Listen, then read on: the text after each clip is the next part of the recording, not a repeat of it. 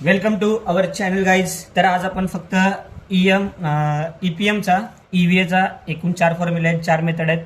त्याचे 4 फॉर्म्युले आहेत. आपण रिव्हिजन मारू पटकन आणि तुम्ही म्हणजे मेन पेपरला एवढं व्हिडिओ बघून गेलात तरी पण चालेल. आणि पुटअप करायची व्हॅल्यू आणि सॉल्व्ह करायचा एकदम सिम्पलमध्ये. ईव्हीएचे एकूण 4 मेथड आहेत बरोबर.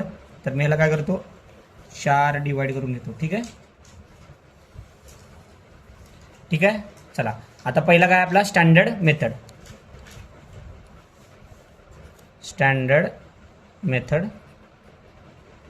इक्विटी मेथड दिसते ना. ओके हां, इक्विटी मेथड. आणि काय तिसरा वाला रिटर्न ऑन कॅपिटल एम्प्लॉयड आणि लास्ट रिटर्न ऑन इक्विटी. असे 4 प्रकारचे आपल्याला ईव्हीएचे फॉर्म्युले आहेत आणि 4 मेथड आहेत. त्याचे फॉर्म्युले आहेत तरी तुम्ही हे बघा. ईव्हीए इज इक्वल टू दिसते ना. Okay EVA is equal to NOPAT minus ब्रॅकेटमध्ये कॅपिटल एम्प्लॉयड इनटू वॅक. बरोबर. हे तुम्हाला माहित आहे ईव्हीए म्हणजे economic value added. NOPAT तुम्हाला काढायचं माहित आहे. Net operating profit after tax. Net operating profit after tax आपण कसं काढतो EBIT minus direct tax minus केलं की काय येतो नो पॅट. हे तुम्हाला माहित आहे. आणि वॅक पण weighted average cost of capital पण काढायचं माहिती आहे तुम्हाला. आपण ते टेबल वगैरे टाकतो आणि मस्तपैकी प्रोपोर्शन आणि कॉस्ट मल्टिप्लिकेशन करून आपण त्याची ॲडिशन करून वॅक काढतो. आणि कॅपिटल एम्प्लॉयड म्हणजे काय. कॅपिटल म्हणजे काय आपला भांडवल. आपण भांडवल कुठून आणतो तर equity plus reserve surplus plus डेप्ट. आता हे रिझर्व्ह सरप्लस आहे तुम्हाला माहित पाहिजे. रिझर्व्ह अँड इथं अँड लिहून घ्या तुम्ही तुमच्या भाषेत. आपल्या अँड येत नाही आपल्याला. ठीक आहे. Reserve and surplus. ठीक आहे. एवढं कळालं.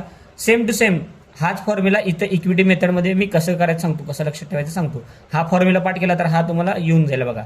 EVA इज इक्वल टू फक्त इक्विटी आहे म्हणून आपण डायरेक्ट काय करतो पॅड घेतो इथे मायनस. आता इथं कॅपिटल एम्प्लॉयड आहे तर आपण इथं इक्विटी घेतो. Equity into KE. हे तुम्हाला माहीतच आहे. आपलं फक्त चालू आहे आपला रिव्हिजन. प्रॉफिट म्हणजे काय प्रॉफिट आफ्टर टॅक्स. इक्विटी म्हणजे तुम्हाला माहिती आहे देते त्यांनी 50 लाख 1 करोड काय असेल ते. KE म्हणजे कॉस्ट ऑफ इक्विटी. हे पण तुम्हाला माहिती आहे. ह्याचं काय तुम्हाला वर्किंग नोट नाही आहे माहीतच आहे तुम्हाला सगळ्याला. ठीक आहे. आता ROC लक्ष द्यायचं वर्किंग नोट पण आहे.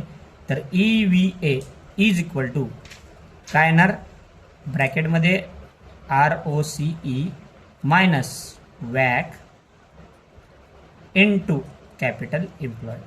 आता ROCE तुम्हाला कसं काढतात माहित आहे. ROCE is equal to NOPAT divided by capital employed. तुम्ही इंटू 100 केलात तर पर्सेंटेजमध्ये येईल पण तुम्हाला त्याला डिवाइड करून म्हणजे उत्तर पॉईंटमध्ये लावावं लागेल. हे पण पॉईंटमध्ये मग इंटू कॅपिटल एम्प्लॉयड करावं लागेल. वॅक म्हणजे माहिती आहे कॅपिटल एम्प्लॉयड इथे लिहिलेलं आहे. Equity plus reserve surplus plus डेप्ट. रिझर्व्ह सरप्लस कधी कधी 0 देतात लक्षात ठेवा म्हणून इथे 0 लिहून इक्विटी प्लस डेप्ट एवढंच लक्षात ठेवा. ठीक आहे.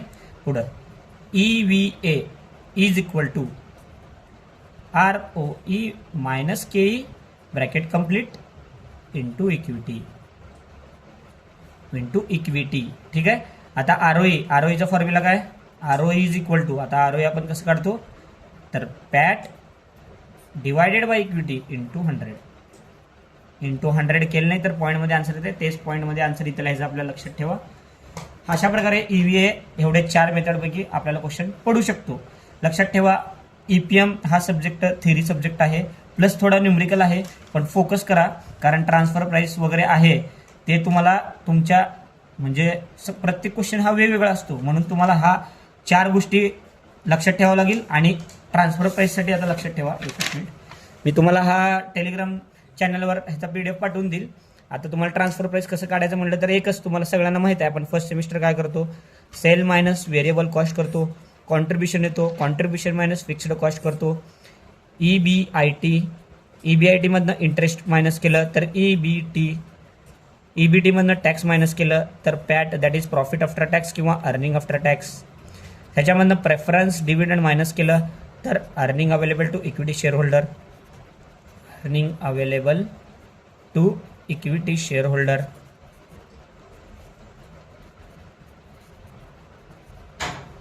मायनस ह्याच्यामधून ह्याला divided by number of share केलं तर काय येते, नंबर ऑफ शेअर केलं तर काय येते, नंबर ऑफ शेअर केलं तर येतं EPS, that is earning per share, earning per share. हे आपण असं ट्रान्सफर प्राइस या ह्याच्यामध्ये काढतो. आपण ते मागच्या क्वेश्चनमध्ये आपण बघितलेलं आहे, वेल्डिंग शॉप आणि वेल्डिंगचं शॉप आणि पेंट शॉप आपले 2 शॉप आहेत. तर काय नाही, हे आपण लिहिलं, त्याच्यामध्ये व्हॅल्यू पुटअप केले. कुठला पण EPMचा क्वेश्चन येऊ दे, हा लिहायचा, गिव्हन लिहायचा आणि त्याच्यामध्ये सगळे नंबर्स पुटअप करायचे, मग आपण आन्सर काढायचा. आन्सर चुकू दे पण आपल्याला 10 आउट ऑफ 5 तर मार्क्स भेटून जातील, कारण आपण सगळं गिव्हन आणि न्यूमरिकल्स पुटअप केलेले आहोत. चला, तर अशा प्रकारे हा 5 मिनिटाचा व्हिडिओ रिव्हिजन होता. तुम्हाला काही क्वेश्चन अडल्यास आपल्या टेलिग्राम ग्रुपला जॉईन करा, तिथं मला मेसेज करा, मी तुम्हाला लगेच रिप्लाय देऊन देईल. त्याचा आन्सर मी तुम्हाला आपल्या प्रीमियम ग्रुपवर टाकून देईल. चला, बाय बाय, सी यू.